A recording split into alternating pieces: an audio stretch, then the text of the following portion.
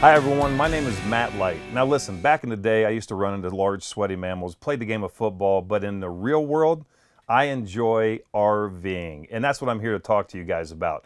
And for some of you, maybe this is the first trip that you're gearing up for, or you've thought about buying an RV, or you're gonna rent a trailer and you're gonna go on this epic adventure. And we're gonna talk about how you start that process. For me, I can remember pulling out of the lot for the very first time. I kept hearing, "Jesus, take the wheel, take it from my hands," that great country song. I couldn't believe they allowed me to leave with this giant RV. But no matter what you go out in, you have to have a process to get the adventure started.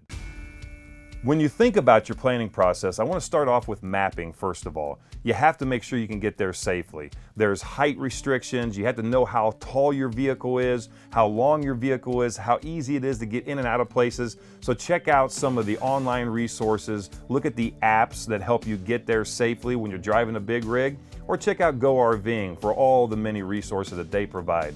The second thing is, make sure that you know what you want to take. If you take too much stuff, you'll be tripping over it. It's always in the way, it becomes clutter. Take what you need for the trip that you're going to be on, and all those little things that you do before you ever get in your rig will go a long way in having a great adventure and enjoying the great outdoors.